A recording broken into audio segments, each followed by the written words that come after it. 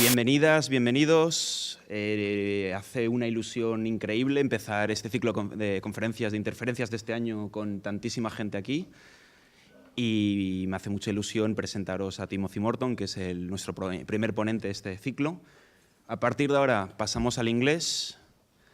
Sé que no es vuestro idioma favorito y que cuesta un poco, pero iremos hablando despacio y si tenemos dudas después las resolvemos, ¿vale?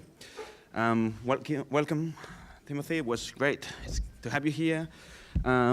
Timothy Morton, he's a thinker, he's a musician, artist, author of many books, such as Hyperobjects, Real Estate Magic, Dark Ecology, Evolution Within Nature, or more recently, Humankind, which is a book he's published very recently, I think. And he's also the first Minister for the Future. If you go to CCCB, you'll see an exhibition that opened yesterday, Después del Fin del Mundo, in which you'll see Timothy's face in several places, corners, rooms, aspects, and he's part of the exhibition, and he's built this Ministry for the Future, which you can go and see, and I highly recommend you to go to see the exhibition because it's going to be one of the most interesting shows in the city this year. He's also one of the most relevant figures in contemporary philosophy, especially in the object-oriented ontology kind of space where there's a massive debate going on and very interesting, at the moment, conversation going on between several authors. And we're really, really happy to have Timothy here because he's challenging, he's fun to read. Also, he's got concern about aesthetics, which is very difficult to find nowadays in contemporary theory. And he's also writing from a post-humanist perspective or something like that, which is something that we've been discussing here in seminars, PhD groups, MAs, etc., etc. We wanted to invite him here to talk about his ministry, about his work, about his ideas, and I think many of his works resonate with discussions and things we have here in the classrooms at the moment. How to work with that object called theory, how to sort of relate with theory when we all are used to doing practice and we are used to other kinds of objects. We kind of used to weight, color, viscosity, resistance, and how we combine all these objects, I think is something really interesting that comes across his writings. How to do design with non-human scales. We always design from our human perspective, knowing that our scale is not the only one that's relevant, that we have to start learning to design with non-human scales. So something that's also very present in how he thinks objects and how he thinks accumulations of objects and time, space. And sort of how to work with, and I think that's something that can come through the questions, with these non-rational forms of knowledge, these non-rational ways of understanding things. Sensuality, aesthetics, sound, all these are things very present in his work which help us, and I think that's why we can bridge a lot of his theory to our practices, and I think that's one of the reasons why he's one of the contemporary philosophers working with musicians, artists, architects at the moment, and it makes it easy because most of his concerns are concerns that we deal with in our day-to-day practice. So these are some of the reasons why we invited Timothy here. So thank you so much. Thank you so much. Hello, everybody. Hi. Hello. Oh, my gosh. Thank you, Haron, for that very sweet, lovely introduction, and I hope you like this. And I'll try to speak quite slowly, mostly because I can't think very fast. And thank you for almost laughing. And this talk, actually, I'm calling it The Golden Stain of Time. It's a line from a text of John Ruskin on architecture, so I thought it might be quite interesting to hear about. It's haunted me, actually, this phrase, the golden stain of time, because it sort of transforms time into something that you can see, a translation of time via the accidents that happen to the surfaces of buildings. It was written, of course, by John Ruskin, who was mightily opposed to the idea of cleaning buildings. So here's the passage from the Seven Lamps of Architecture, from which it comes, and you're going to need to indulge me because I really like this prose, and I'm going to quote it in full. Okay. Every human action gains in honor, in grace, in all true magnificence, by its regard to things that are to come. It is the far sight, the quiet and confident patience that, above all other attributes, separate man from man and near him to his Maker. And there is no action nor art whose majesty we may not measure by this test. Therefore, when we build, let us think that we build forever. Let it not be for present delight, nor for present use alone. Let it be such work as our descendants will thank us for, and let us think, as we lay stone on stone, that a time is to come when those stones will be held sacred because our hands have touched them, and that men will say, as they look upon the labor and wrought substance of them, see, this our fathers did for us. Sorry for the misogynistic language, it's not my fault. But thank you for laughing about it. For indeed, thank you for laughing about that. The greatest glory of a building is not in its stones, nor in its gold. Its glory is its age. And in that deep sense of voicefulness, of stern watching, of mysterious sympathy, nay, even of approval or condemnation, which we feel in walls that have long been washed by the passing waves of humanity. It is in their lasting witness against men, in their quiet contrast with the transitional character of all things, in the strength which, through the lapse of seasons and times, and the decline and birth of dynasties, and the changing face of the earth, and the limits of the sea, maintains its sculptured shapeliness, for a time insuperable, connects forgotten and following ages with each other, and half constitutes the identity as it concentrates the sympathy of nations. It is in that golden stain of time that we are to look for the real light and color and preciousness of architecture, and it is not until a building has assumed this character, till it has been entrusted with the fame and hallowed by the deeds of men, till its walls have been witnesses of suffering and its pillars rise out of the shadows of death, that its existence, more lasting as it is than that of the natural objects of the world around it, can be gifted with even so much as these possess of language and of life. There's a lot to say on this passage, and I'm only going to be able to touch on a little bit of it. What's particularly interesting for me is that Ruskin sees the stain as intrinsic to the building, not as an accident. Stains tend to be accidents, don't they? I'm afraid there's going to be rather a lot of this childish humor in this lecture. It's not easy to avoid it. If you think the stain of time is intrinsic to a building, it means that you are cleaving to an implicit, if never directly articulated, object-oriented ontology. That's because OOO holds that time isn't some special extra thing that contains other entities. Time is a feature of the basic structure of things. Time is a kind of liquid that pours out of things. So the stain of time is something that shows you how time is pouring out of a building, which, come to think of it, is quite strange, because here we have what, in the business of literary criticism, is called a chiasmus, a sort of cruciform figure that exchanges one term for another in a contrary motion. The most famous one is obviously, well, at least if you're American, the most famous one is JFK, yeah. I can't do his accent, yeah, but sort of Boston-y sort of accent. Ask not what your country can do for you, but what you can do for your country. And if you think about it, that reversal is not completely symmetrical. It's set up to appear so, but it isn't. We'll talk about that in a moment, but for now, just notice that what is being implied is that the things that happen to a building, the dirt, which we'll think about a little more even sooner than thinking about chiasmus, is evidence of how buildings happen. Which means that what a building is a kind of X building, like the X-Men, yeah? X building. Talking of X projects, around the corner from here, Natalie Jeremy-Jenko's work is happening, and that's sort of interesting to go see what that's doing right now.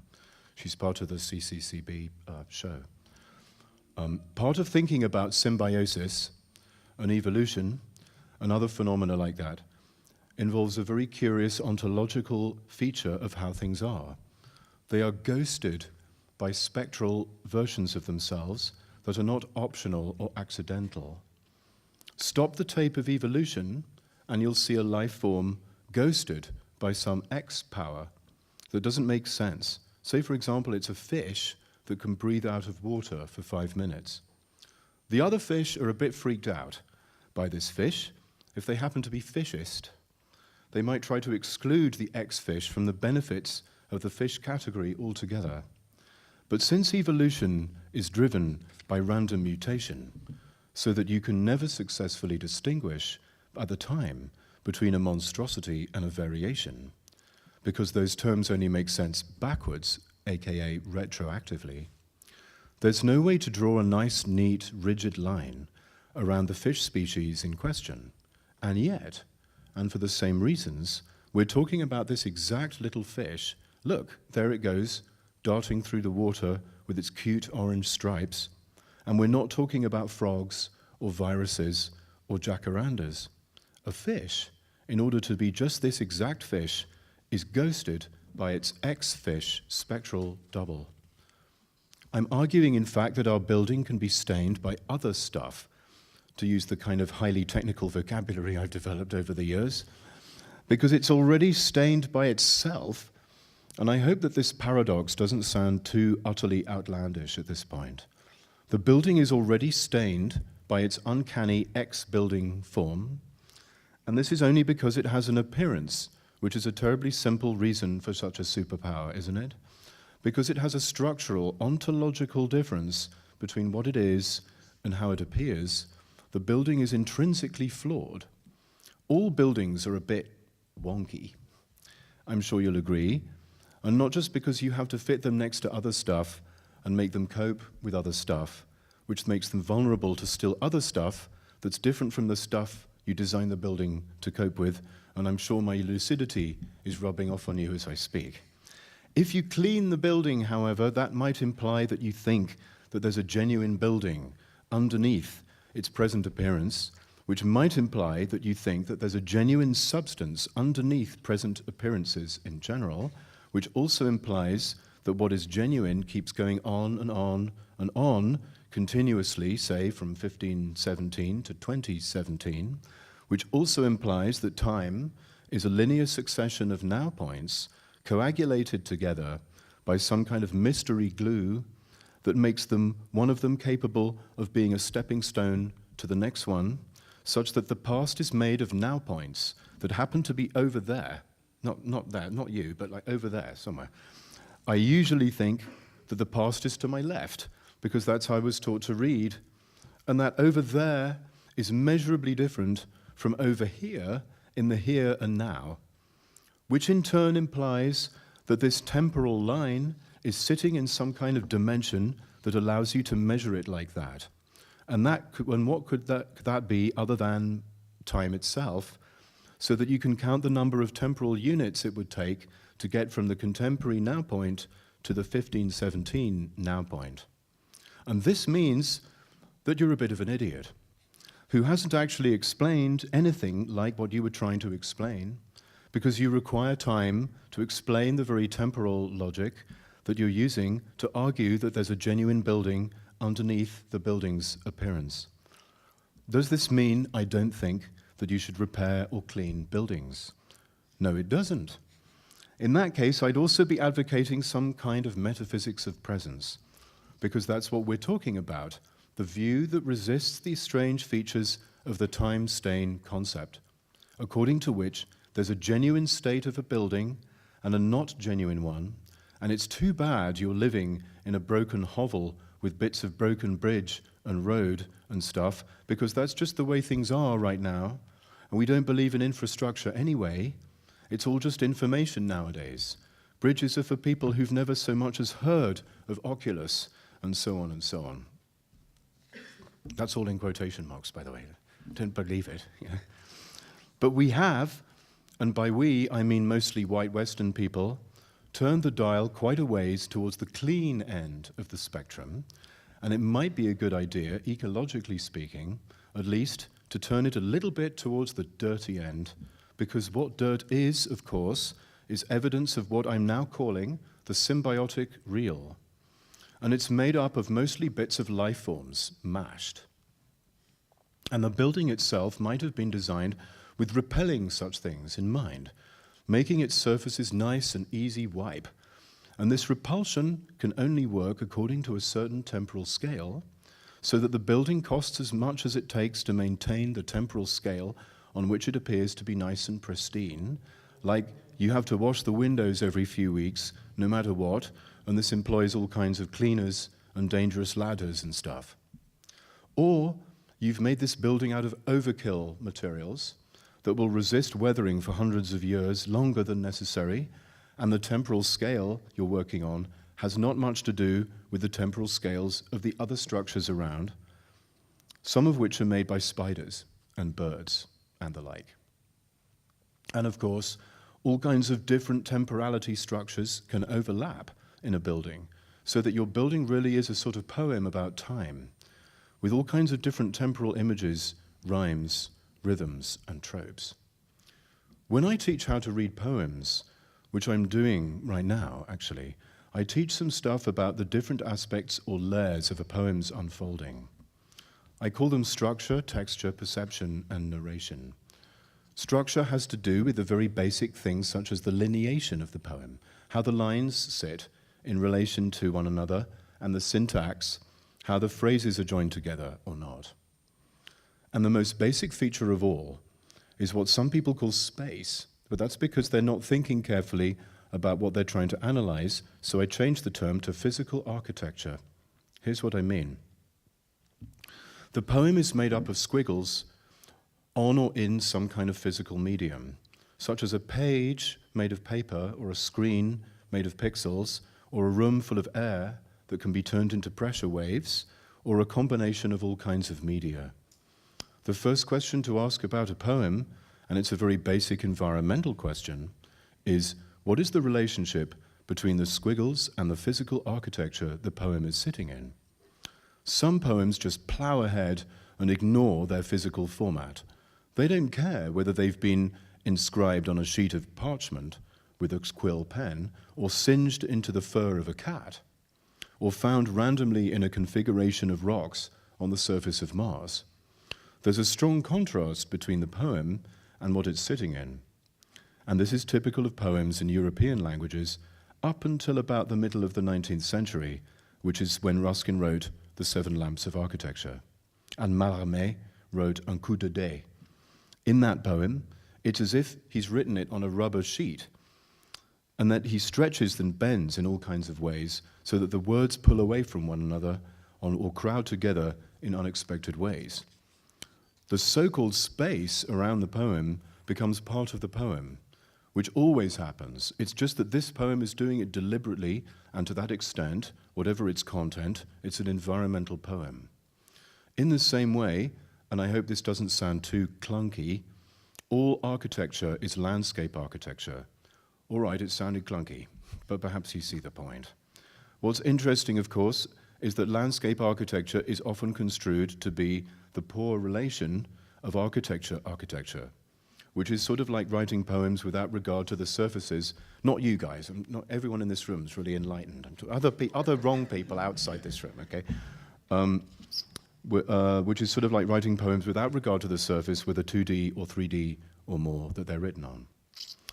Aristotle gives you a good reason why a cat is as good as a piece of paper for writing a poem on. That's because the essence of a thing is in its form, its morphe. A cup made of porcelain gets the job of being a cup done just as well as a cup made of plastic. Of the four causes of Aristotle, material, efficient, formal, and final, the least important is the material one. That's like what it's made of, right? The efficient one, how it works, is less important as the formal cause, the structure that it has. And this formal cause is also hitched to another important cause, the final one, what the thing is for. The final cause of tragedy, for example, might be to make you cry and feel scared, and so various forms are employed to cause that to happen, whether the tragedy is made of human actors or Muppets, and whether it's a movie or a stage play or what have you. Thanks to Aristotle, you don't have to care so much about things. Since the essence of Greece, for example, is in its form and in what it's for, and since what it's made of, lots of different types of people, for example, and how it works, some kind of very limited democracy, say, aren't as important as what its form is and what it's for, you've just given Alexander the Great all the conceptual tools he needs to justify invading large swathes of land to the east and enslaving people, or turning them into Greek people.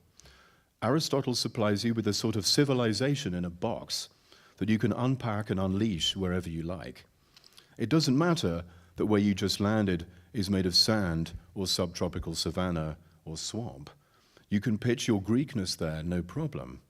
What it's for and what it looks like can just pop out of the handy philosophical box that Aristotle gives you. Kant gives you another upgraded reason why a cat is as good as a piece of paper for writing a poem on. And that's for a strange, different reason, namely that the cat in question is in fact more like a piece of paper than a cat. The trouble is that Kant is a fiendishly half right, and easier to accept than the seemingly superficially easier Aristotle.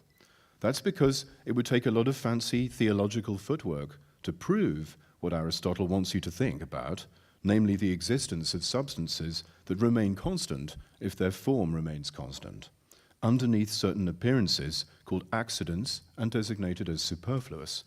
Kant makes it much easier, insofar as he points out that every time you reach for the thing, say it's some kind of yellow brick, no matter how you reach for it, you won't be able to access the actual brick in itself. You're going to access brick data, which for sure is about bricks, but brick data isn't bricks, it's data.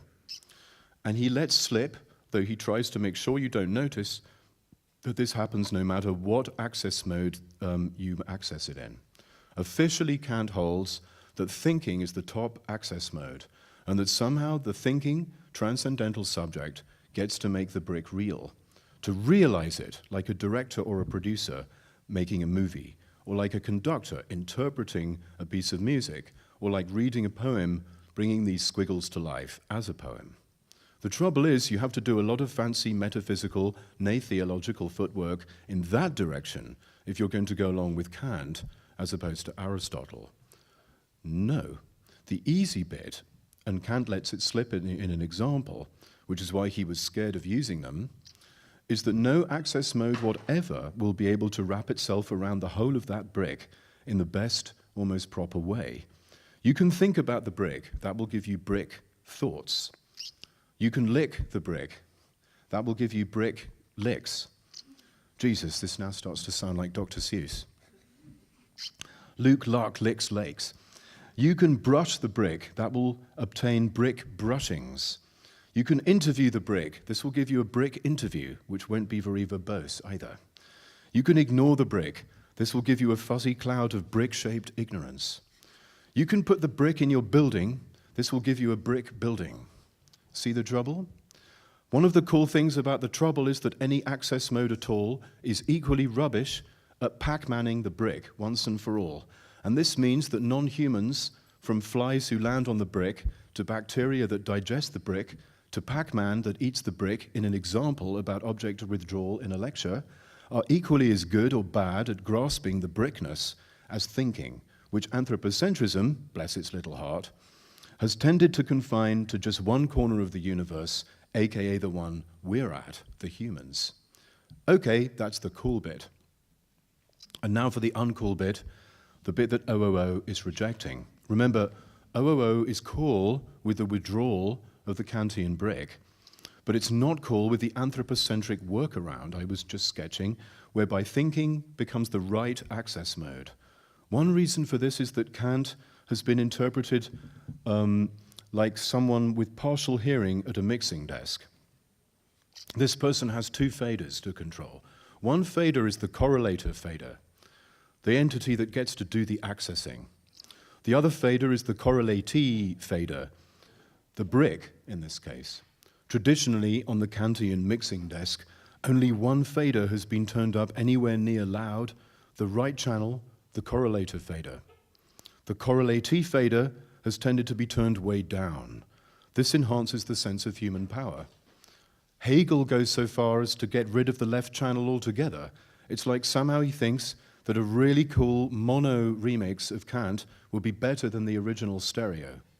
The point being that since this inaccessibility of the brick in itself is an idea happening in the thought stream of the transcendental subject, it's not always true, it's just an idea. So there's no real inaccessibility because the brick isn't even a brick at all until the subject has posited it as such. Hooray! Problem solved. We've eliminated the distortion in the mix by breaking the mixing desk, by getting rid of the correlatee fader altogether. It was turned way down in any case. Who's going to miss it? And the net effect of all this is that the brick itself isn't really a brick at all. It's a cinema screen on which can be projected whatever ontological format the correlator wishes, the lovely, benevolent human being who has everyone else's best interests at heart. Jump a few decades forwards in the 19th century. You're holding a copy of Capital One in your sweating hands. It's a real page-turner, actually, like a detective story. The investigation concerns how the heck do capitalists actually make any money? It's not because they pay people not enough money. It's not because they jack up the prices. Just try owning a house. Soon the idea that you're going to get rich evaporates as you realize that all the other houses around you are increasing in value at the same time.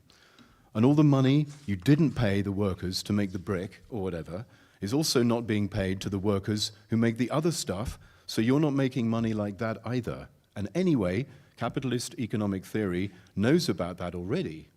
I mean, gee whiz, strike me down with a feather. You're saying this brick was made by someone? Wow, I didn't know that.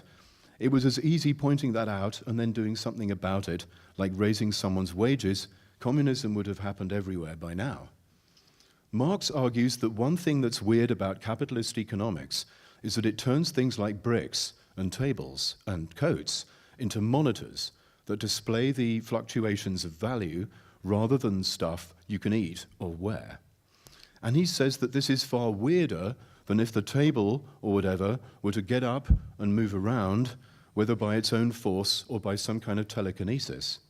That's what he really means by commodity fetishism.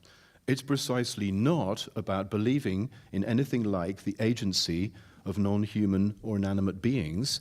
It's about the fact that these beings, caught within the system he's describing, are transmogrified into little components of a gigantic distributed artificial intelligence, software, that computes value based on homogeneous abstract labor time. This little bit of the system that's attached to something outside of it, aka the worker's body, since she has to sell herself in order to buy back a little bit of herself at the end of the day, aka working to live rather than living to work, or however you like to put it. It's not even painful, necessarily, and your boss might be totally into socialism or whatever, but it's still happening because it's got nothing to do with human intention at all. It has to do with this hyper-object-like artificial intelligence network that uses things like the coat you're wearing as a monitor for value projection purposes. Despite his anthropocentrism then, Marx does allow one thing other than humans to have agency, and that's this artificial intelligence. And according to this logic, this AI is a very bad thing. All that singularity stuff and all that worry about robots replacing us and stuff is a projection. It's very much already happened. No wonder some academic Marxists are really worried about OOO. But OOO is actually saying that the brick isn't a monitor either. The capitalist AI doesn't access the total brick in itself either. And this seems to be pretty much in line with what Marx half means by use value. Use value is when you access stuff, and its basic mode is pleasure. Production doesn't mean making things in a factory, it means biting into a peach and letting the juice run down your chin. So at least there's a peach, and it's juicy and stuff. It's not just an AI display terminal. Now, I did just say this seems to be pretty much in line with what Marx himself half means. Because there is another half, which is that Marx has inherited from Hegel, a not good tendency to make mono remixes of Kant, because it's easier on the ear or something.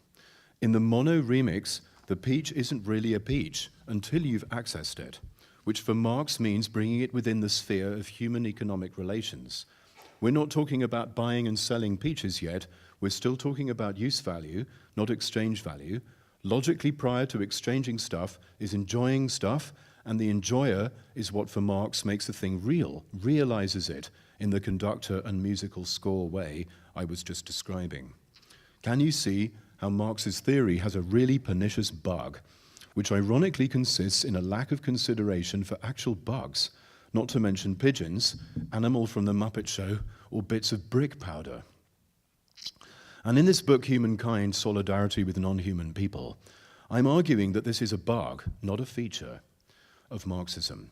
When you remove the bug, you find that the whole thing works better, or in fact, works at all, because I'm arguing that it's not just that it would be nice to expand condescendingly the sphere of beings in which Marxism could be interested to include Cecil the lion. I'm arguing that Marxism only works when you do that. In your face, haters. And now that I've argued it in this simple way, I think you can see why there's an unnecessary and violent idealism lurking away in the Marxist thought software. The trouble is, when you remove it, you realize you are starting to sound like Yoda. And most of academic life since Kant has been set up so as not to sound like the Yoda stuff that is the secret ingredient that actually makes the whole correlationism thing work at all. It's just that you must never ever point that out loud. It's so not cool to sound like this, for example. For my ally is the force, and a powerful ally it is. Life creates it, makes it grow. Its energy surrounds and binds us. Luminous beings are we, not this crude matter. You must feel the force around you, here, between you, me, the tree, the rock, everywhere. Yes, even between the land and the ship. That's like really, really, really bad. What were we thinking? We couldn't possibly get behind an army of Marxist Yodas. That would be ridiculous. A giant army of Jedi capable of levitating the White House and pushing it into outer space because, wait a minute. Anywho. So the point is, just to get a bit technical, the non-Althusserian pre-capital alienation theory of ideology is right, but for the wrong reasons. And that's because there is indeed something that escapes the clutches of ideology, not because there's an intrinsic, vanilla, continuous, substantial nature underneath appearances, the Aristotelian essentialist version that the cool kids are right to be suspicious of, but because of good old object withdrawal, which means in turn that the stuff that differs from its appearance isn't just the human being, but also the brick, the Jim Henson puppet, Frank Oz's voice, goldfish, and black Audis. And in turn, this means that the Althusserian theory, just to get technical again, the post-epistemological break Marx of Capital, who holds that ideology is all pervasive and has no outside and so forth, that theory is wrong for the right reasons. Again, the good old alienation theory is right for the wrong reasons, and the cool kids theory is wrong for the right reasons. That's because it's true that you can't access the outside of your access mode by definition, yet this doesn't mean that access modes and data are all there is. Wow, this OOO is really working. We've just solved a decades-long, very technical debate within Marxist theory.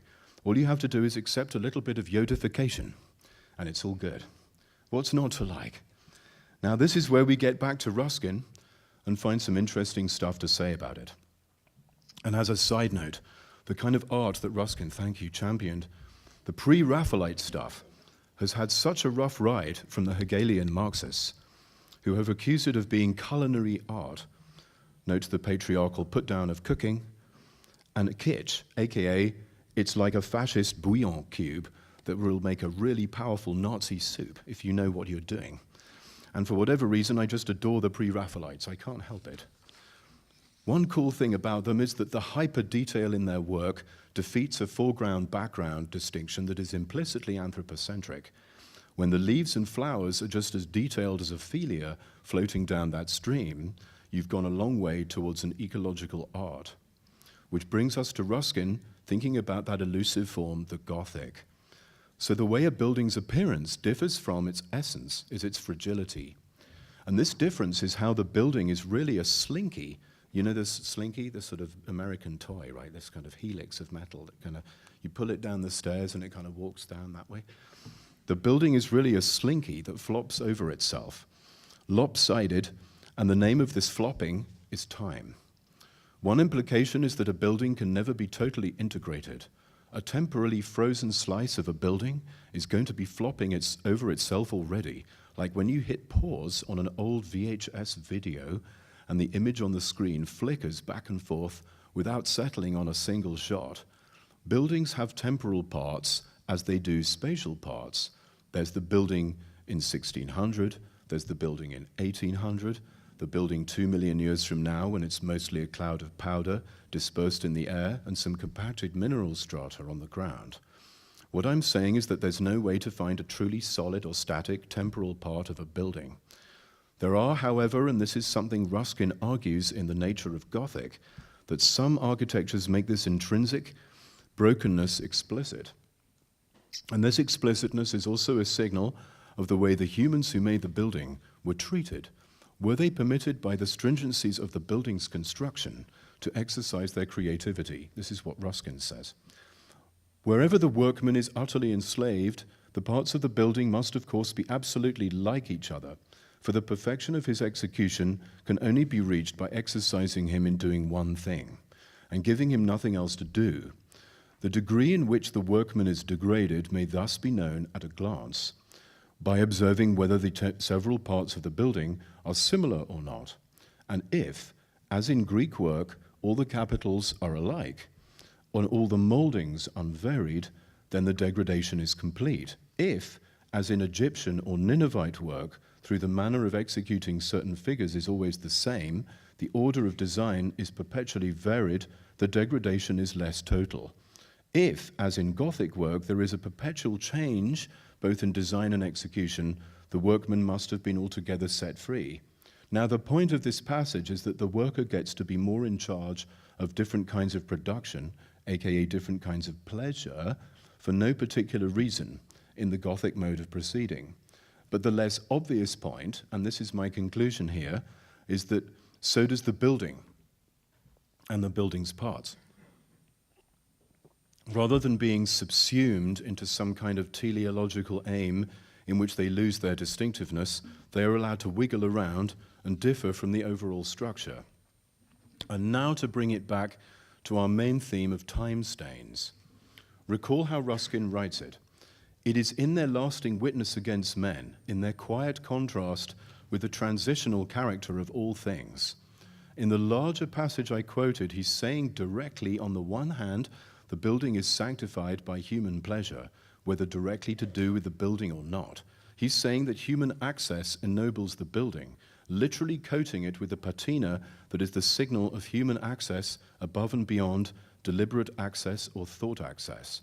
The total style of humans as humans, their human kindness, as I'm now calling it, what they are despite what they think they are or how they appear to be acting, but the total phenomenon of the hyperobject called the human species is what gets recorded on the building as if it were a microphone or a photographic plate lying in wait for eons, picking up data in the form of dust so that you can see the immensity of the massively distributed hyperobject of which you're a tiny piece.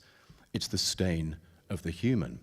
On the other hand, and yet in a directly related sense, the stain belongs not to you or to me or to any human in particular, and of course it must include evidence of all kinds of non-human beings. In this way, the building is evidence of the symbiotic real, of how humans are ghosted by ex-humans at every point, stomach bacteria, pigeons, human hands, rats, exhaust, smoke, bombs, radiation. The human body is an entity that is by no means captured by my ability to think it. And it signals the withdrawn depth of the building as such, as if you could see the unseeable, or at least the shadow of the unseeable. Perhaps in a way it's like how Kant's aesthetic dimension involves us in a telepathic mind meld with another being that might well not be alive, let alone sentient, let alone conscious, let alone human. And how this experience of beauty allows us to glimpse what is withdrawn for Kant, a sort of think feel, like the mouth feel PR people talk about when it comes to potato chips. In this case, perhaps what is revealed by the building and its stain, which ghosts and reveals the buildingness of the building, is something we could call time feel. The golden stain of time is a record of all kinds of buildings, of beings. But above and beyond that, it records and highlights the difference of the building from itself, which just is time as such, not in time, but as time, of time. Time is nowhere else, the golden stain of time. Thank you.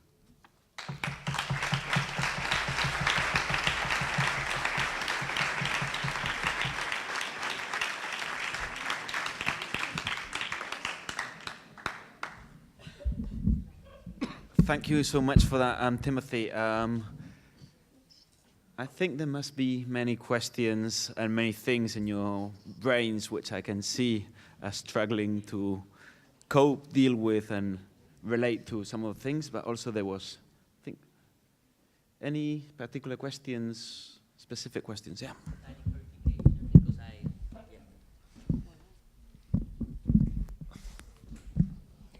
Just a tiny clarification, because I didn't get that. Why was the Althusserian theory right for the wrong reasons? Could you please repeat that? Thank you. So yeah, if you remember, I was sort of saying that there's basically two sort of competing theories of what ideology is in conventional Marxist thought right now, and one of them is that ideology is a kind of fake appearance, right? And the implication is that this fake appearance has something that is kind of real underneath the appearance, right? This is the sort of conventional ideology theory, right? Then there's the less conventional ideology theory, which is like the popular one in our world, which is sort of academia world, the Žižekian, Lacanian, Althusserian, sort of Hegelian one, right? Which is not that there's fake appearance, but there's actually reality as such is this fake, yeah, and that it's impossible to kind of be outside of it, right? So that in some way you're attached to the real, like those bodies in the matrix, in those containers, but your reality is fundamentally different from that real, right? Now I'm sort of arguing that the first theory, actually the first one is right for the wrong reasons, right? It's correct that ideology is like a fake appearance, but not because appearance can be removed, actually. It's because no access mode, which is kind of what appearing means, right? Appearing means how a thing gets accessed, even by itself, right? Can exhaust what the thing is, yeah, which is different from saying that things are indestructible. It's very easy to mishear it that way. So the idea is that there is not a reality underneath the appearance, but that the appearance is never completely a totalization of the, or whatever you want to, however you want to put it, of the thing, right? So that's the non-Althusserian view, right, which is right for the wrong reasons, right? Now, the Althusserian, Lacanian, Žižekian picture is wrong for the right reasons, yeah? It's totally correct that there's no outside to reality, right, in that sense, right? Like that, for example, you know, that I'm not a beaver, but, you know, apparently, am I not a beaver? I'm not a beaver, right? But so like beaver reality is beaver reality, it's not human reality, right? The point is, though, that what do we mean by this is not human reality? Does it mean that there's a kind of solid, thick, rigid kind of line around the human world that makes it really different from the beaver world, right? In other words, another way to put it more simply is like the sentence, there's nothing outside of reality, is a paradoxical. How can you even say it without some faint notion of outside, Yeah, how can it even be true on its own terms? If you say everything is ideological, right? It means that the phrase everything is ideological is also ideological, so it becomes a self-defeating sentence. So what does it mean? It means that reality isn't solid. Yeah, it means that the beaver reality and the human reality somehow also interpenetrate, right? If you translate it into another kind of language, which is the kind of Heidegger, Uexküll sort of world language, what it means is that world, the kind of totality of all the kind of things that you're into, that's what world is, yeah? You're not in it, you're into it, yeah? Is perforated, yeah? It's full of holes, like in the Beatles, the Albert Hall one, or the Blackburn, Lancashire. It's got lots of holes in it in order to exist, right? In other words, there's no such thing as a world that is not like what Heidegger calls the animal world, which he calls animals are Weltarm. They're poor in world. All worlds are like that. All worlds are like tattered, ragged, broken, full of holes. There's no such thing as a being that has a complete world, which is great, right? Because this is how Heidegger kind of protects himself from the implications of his own theory. I believe that his Nazism comes from the kind of protective to himself reaction against what he's seen, actually, implying, which is that the world is perforated. It also means that there's no such thing as a being that has no world at all, right? So like spoons and rocks can also have world. And so kind of everything has world in this very cheap kind of ragged sense, and these ragged worlds can kind of overlap, which is why you can share your world, right, with like a tiger, or your bacterial microbiome, or your brain, or another human being, right, which is why the sort of default kind of quality of the biosphere is something that I'm calling solidarity. Before it's a decision to align yourself with certain beings rather than other beings, this solidarity is a kind of noise that this symbiotic real is making. The implication is that that things are kind of connected in a sort of symbiotic way, right? Where it's impossible to figure out who's the top and who's the bottom in any particular relationship, and that this relationship is necessarily kind of fragile and contingent and could always go a little bit wrong, right? So that there's a kind of host-parasite problem in symbiosis which can't go away, right? So if you delete this uncertainty, then you end up deleting the solidarity possibility. But that's also great because it means that paranoia is actually a kind of fuel for solidarity, funnily enough.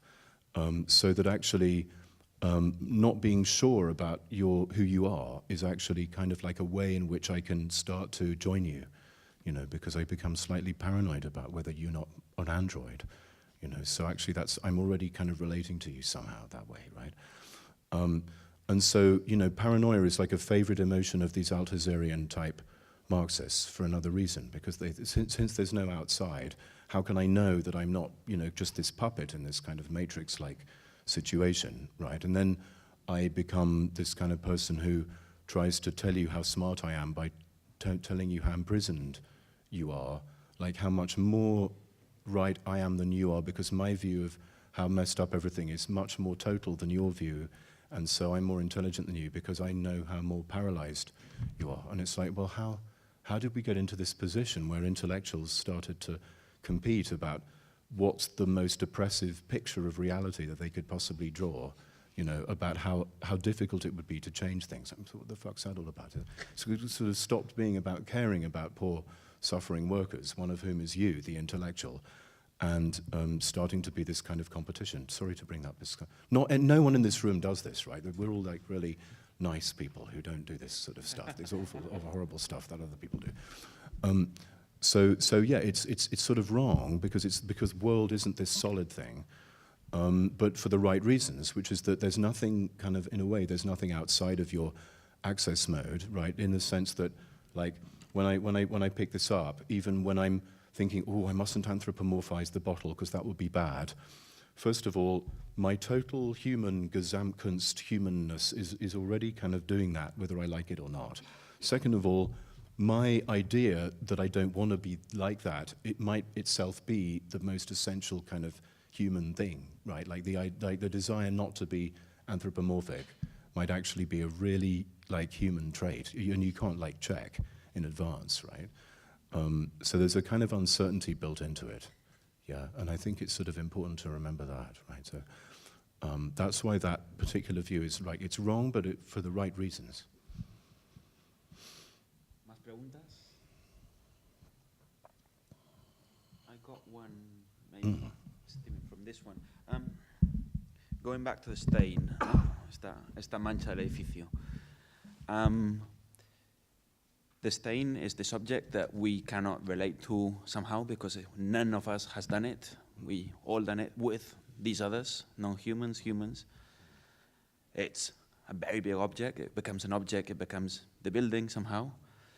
And until now, we had this thing we call morality, which is we all contributed a little bit to that stain, so we should all contribute to take it away a little bit, yeah? And that's how, I guess, part of the politics of ecology or global warming work through this idea, yeah? We all are slightly responsible, so you moralize the stain. And whilst you're saying none of us is really responsible because we all are part of the stain anyway, or I think that's what I'm getting. Yes. So where does the idea of responsibility, or where does that lead you politically? How do you actually relate to the stain? Thank you. Yeah, thank you. That's cool. There's like 3 different kinds of questions that people ask me in lots of different ways, and thank you for asking that one. The first one is like, what should we do now? You know, and that's that kind of question like that. The other kind of question that I'm glad you didn't ask is, are you in fact evil? You know, which I can also do that one too. And then my favorite one that people always ask, can you validate my crazy psychedelic trip? That's my favorite one. It's very easy to answer that one. So first of all, I want to preface what I'm about to say by simply pointing out that for me, this notion of stain is irreducible. In other words, it's something that you can't get rid of. Right? You think about it this way: you get rid of one kind of bacteria on your body, you know, and only to find that there's another kind of bacteria, or a sort of upgraded one, version of the same one, on your body. Right? If you think you can get rid of the stain completely, it's called being a fascist. Right? Like the idea that social space could be clean somehow, that somewhere there's this sort of idea of clean, and if we could just get rid of that nasty bit, then everything would be sort of perfect, is the problem, you know? And ecological awareness, and I know that's not exactly what you're saying, right? I'm just sort of prefacing it this way. Ecological awareness means accepting that I'm stained, that as a condition of possibility for my existence, there has to be at least one intrinsically wrong bit that's maybe possibly toxic in a certain way for me, you know, just like in the same way in any ecosystem, there's going to be a being that is like toxic or predator for another being, right? And that you sort of can't get rid of that. Like in religion, this is the problem of evil, right? And some people want to like have it explained. Like, how come this beautiful God could create this horrible evil stuff, right? It's a kind of conundrum in theology, right? And this brings me on to what I really want to say, which is that ecological politics has a little bit too much religion going on in it. One of the problems is that, of course, religion is the way in which our society tries to explain itself to itself, you know, and by our society I mean post-Mesopotamian Neolithic society. Like this is Mesopotamia 9.0 that we're in right now, right? We're in the sort of upgrade version of it, you know. And clearly, it's like hasn't worked a lot. Like within the first few hundred years of Mesopotamia starting, patriarchy showed up, caste system showed up, right? Which is basically racism, right? And like therefore, the human-non-human distinction then showed up, right? Which is, in a way, I believe very strongly that the human-non-human distinction is a kind of based on racism. Yeah, so in fact, it's much more efficient to fight against racism in a way than to try to fight for polar bears directly. Like, it might be better if a lot of environmentalist people ended up struggling for anti-racism, because it would get us to ecological society much more quickly, you know. But anyway, the idea is that I want to make a distinction between guilt and responsibility, right? Guilt is the way people like to talk about the stain, yeah. And it's the religious mode, right? And it's kind of directed at a single person at a time, right? It's at that kind of scale. It's at the scale of you as an individual person. And, you know, so in my hotel, there's the classic sort of little sign that says, you could be a nice person, be a nice, good person, you know, but leave your stained towels up on the thing, don't, like, put them on the floor, otherwise we'll have to wash them and this will destroy the planet, you know. And of course, the funny thing is, it is not going to destroy the planet if you put your stained towel on the floor of your hotel. I'm very much trying to argue right now, to say to people, you're not guilty. You know, don't feel guilty. You are not guilty. You are not guilty of global warming. You didn't do it, really. You, as a person, did not cause global warming, ever. You know, when you started your car, you were not contributing to global warming, because one car starting action, vroom, is completely statistically meaningless. It makes no noise whatsoever, cybernetically speaking. You didn't do it.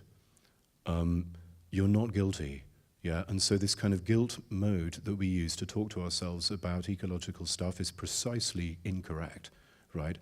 And it's stopping us from thinking ourselves as not just an individual, but as a part of the human species or whatever, yeah?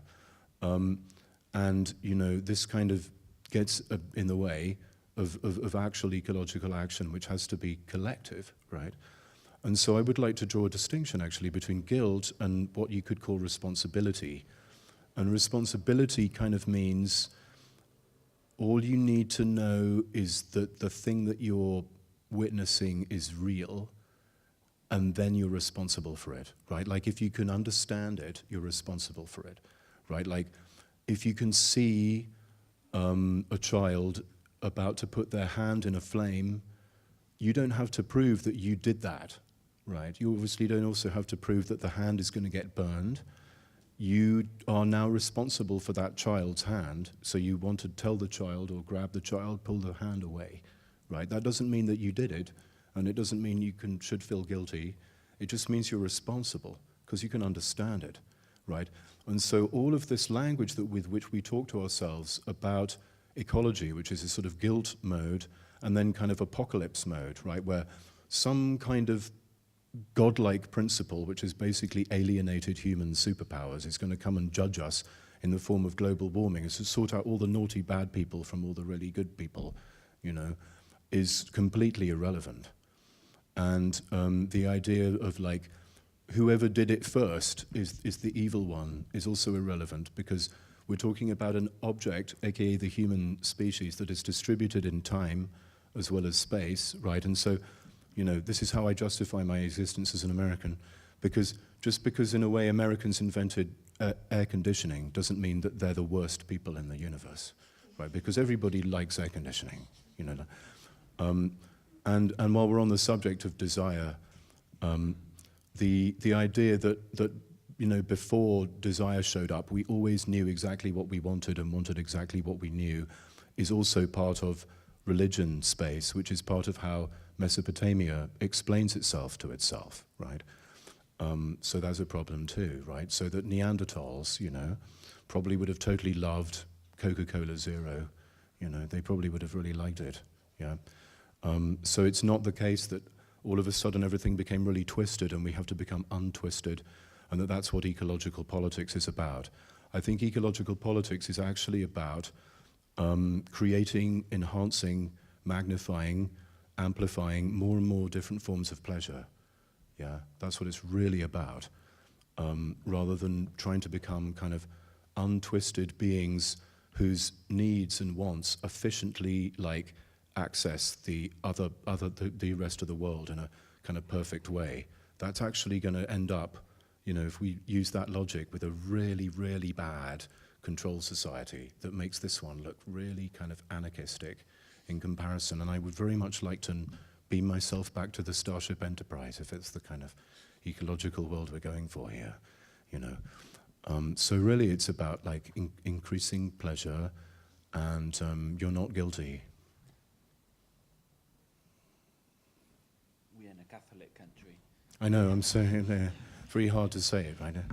Yeah, because guilt is obviously the price you pay for having fun. That's another thing. That's another nice thing about it, right? It's the entrance fee for having a good time. ¿Alguna pregunta más? Tenemos 5 minutitos. We got 5 minutes. Any question? ¿Alguna pregunta? No? I would just say then, if you can give us just very quickly an overview of what your ministry for the future is. So so we got an invitation to go to CCCB. Oh my gosh. See your ministry. Oh my God! Do you know what I have? It's like those cooking shows. I prepared this thing, you know. So actually, if you've got a second, it's a few pages long. I can just read it. Actually, it's called Maintaining the Future. What is the idea of waiting? Waiting as such. Waiting is what is happening when we think nothing is happening. Waiting is a form of action that is not taken to be a form of action. Waiting, it turns out, is the subatomic particle of acting. Waiting is the energy field out of which action is made. Waiting, in the language of philosophy, is logically prior to acting. You can't have action without it. To use the language of quantum physics, waiting is the ground state of acting. It's what acting looks like when you really, really slow it down and look at it as a thing that is shimmering intrinsically, because waiting as such is shimmering without mechanical input. You can put that on my gravestone. I am the minister of the future. I represent beings who don't yet exist, hypothetical ghosts from the future. Or better, these ghosts are the future. Or even better, the future is a ghost. The future is spectral. The future is conditioned by an energy field called futurality. Futurality is logically prior to a predictable future. The future is shimmering, like someone in a transporter in Star Trek. Most ministers you meet these days produce working papers.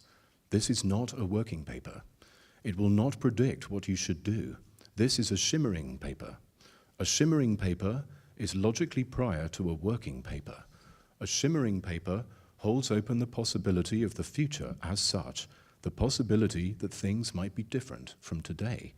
And in our context, the context of this exhibition, today means mass extinction, which some call global warming, which some in turn call climate change.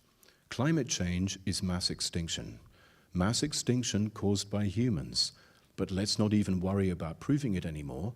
If you can understand something, you're responsible for it. What are you waiting for? The future is here is not the right phrase for all kinds of reasons. It's better to say here is a junction of future and past. Here and now is a railway platform, and a platform is always someone's platform. In an era of ecological awareness, humans are confronted with a bewildering and often disturbing variety of timescales, and almost none of these timescales are specifically keyed to human beings. This means that humans confront a bewildering number of railway platforms. There is not just the human platform anymore. There's the biosphere's railway platform. There's the railway platform of the polar bear, the platform of the bacterial microbiome. There's the platform of Earth's magnetic shield, which protects life forms from solar rays. There's the platform of this lizard crawling across my floor. The human platform, set in this shifting and exploding context, begins not to look like what we thought, here and now, as atomic points of whatever size. On the platform of human here and now, the trains called past and future slide past one another, not touching. The humans on the platform feel a weird relative motion. It's like being on a ship, nodding up and down. This phenomenon is not present because it's made of evaporating, dissolving things. The motion of the trains past one another. The phenomenon, saying feeling is too restricted conceptually, is better to call nowness. Nowness is the phenomenology of waiting, how waiting arises. Nowness is the noise that waiting is making. Every platform is a waiting area. Hyperobjects are heaps or bundles of other objects. Heap is a technical term. There is a radical gap between little me, who starts my car every day and shouldn't feel guilty in any way because I'm not causing global warming. My action is statistically meaningless. And me, as a member of the human species, a hyperobject, which most certainly caused global warming. A non-racist, non-sexist, non-speciesist concept of humankind is one in which the human per se is haunted by the spectral presence of all kinds of other entities, stomach bacteria, thoughts, cows, computers. They are loose piles. Perhaps they're shaped like cones. Perhaps the piles resemble humans a little bit, like Archimboldo paintings. Humankind is alienated from its political superpowers. We can't quite think and act on that level yet. Hyperobjects force us to think and act, and we are one of them. As Feuerbach argues, God is love is an upside-down way of saying love is God.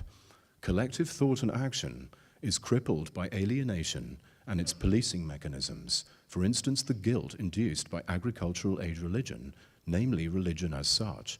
Much academic left intellectual work seems to be about reproducing this structure rather than going beyond it. Waiting for is part of the problem. My work is dedicated to showing the reader that we have the controls already. As I've remarked elsewhere, samsara, the matrix, however one thinks of it, consists of waiting for something to happen while something is already happening. Does waiting take place between actual events, or is waiting an intrinsic part of the fabric of all events? This is the same question as, does reality consist of things functioning smoothly until they malfunction, or is reality a series of malfunctions punctuated by the illusion of functioning? A flower looks like it's functioning for a bee when she sucks nectar. A flower looks like it's functioning from a human when he gives it to his girlfriend. Causality doesn't churn mechanically underneath things. Causality floats aesthetically in front of things. And if causality is aesthetic, isn't malfunctioning also malfunctioning, an evil action at a distance whose model for us moderns is art? In a global warming age, our environment is malfunctioning, and malfunctioning in every aspect.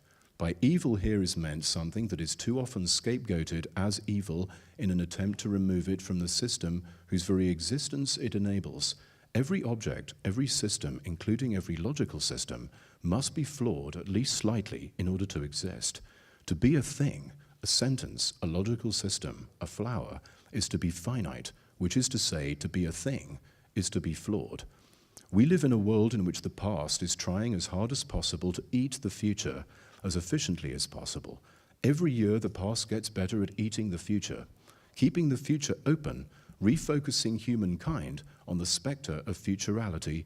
That is a key task of ecological politics. The ecological future is not about sustainability or efficiency.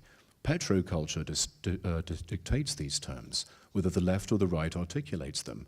Gasoline is a precious toxic resource made of the past, a fossil fuel. By burning millions of years of the past of the symbiotic real in a few decades, humankind has deleted the futurality of the future.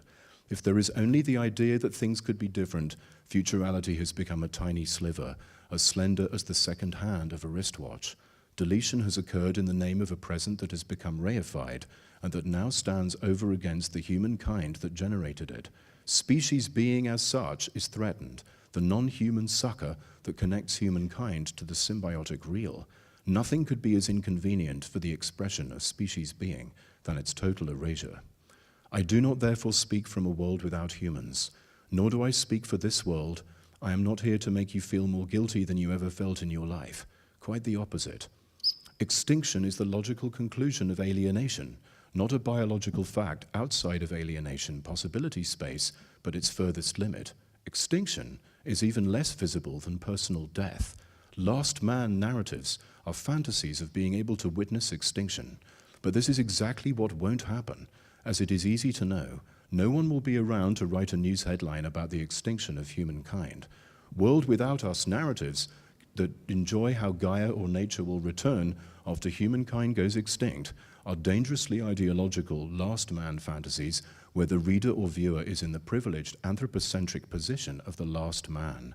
The fantasy is that the observer can see itself as an ingredient at the same time, but in fact, observing just is a mode in which the ingredient executes itself. Observing is what humankind does, so we aren't in fact seeing anything, but simply intuiting our being as an entity through the porous barrier between dimensions that are not thought as incommensurable, solid, smoothly functioning worlds. Seeing believes itself to be its own ground, and what it sees are dualisms, subject-object, human-non-human, conscious-non-conscious, sentient-non-sentient, life-form, non-life, thing, nothing. Each term in the binary is just a reification. The world without us ideology, a drastic version of the last man fantasy, where the last man is the viewer of the narrative, is a sadistic fantasy that increases the poison droplet until it is neither beautiful nor safe. From the pseudo-safety of the dramatic or narrative fourth wall, we rubberneck a simulation of the rubbernecking the death of the symbiotic real. So to reiterate, the minister of the future isn't here to make you feel bad. The phenomenology of guilt is a low-resolution JPEG of the phenomenology of having an idea. The aha moment is a poorly photocopied as OMG. As a matter of fact, I am here to tell you that you shouldn't feel guilty for one more second about anything in the nowness junction we call biosphere. Guilt is scaled to individual humans. Nothing you do as an individual affects the biosphere. If you regularly fire up an internal combustion engine, you won't harm Earth. Your action is statistically meaningless. It's on the scale of billions of firings of billions of engines that global warming is taking place. There is a radical gap between you as little you who is hearing this and you as a member of a massively distributed thing, a hyperobject dispersed through time and space called the human species. There is a way of saying exactly the same thing, only upside down. The further into the future I see, the less little you matters at all, but the more the consequences of your actions matter. The future is a place where what you do affects other beings despite your ego. The accidental you, the you that you can't help being, haphazardly threw away a plastic wrapper. Nothing happened. You didn't harm the biosphere. 100,000 years later, the millions of plastic wrapper throwings by millions of humans distributed through time and space constitute a major event. It's like Archimedes and the lever. It is said that he exclaimed, "Give me somewhere to stand and I shall move the earth." The lever is the human species. The place to stand is a nowness commensurate with the nowness of the biosphere. A vast, long now, so much vaster than your individual life. This is the scale at which humans wreak havoc on the biosphere. Ecological awareness is mind-bending. Far from being a pleasant, stabilizing, grounding kind of awareness, ecological awareness is like being in a hurricane. The gigantic object rotating above your head scoops up water from the ocean and dumps it on your city. Who knows when exactly it will stop? Will it move on? Will it dissipate? The closer you get to it in time and space, the more chaotic and unpredictable it becomes. And if we act within an awareness of this hurricane, how will we know whether or not we have succeeded? If we make global warming go away, how will we be able to prove that it was going to do the very bad thing that motivated us to make it go away? But this uncertainty is precisely what we want. This uncertainty is the precious futurality, the possibility that things might be different. The futurality I am tasked with asking you to maintain. When you are in a hurricane, you realize very vividly that acting is based on waiting. Maintaining the future requires it. Wait.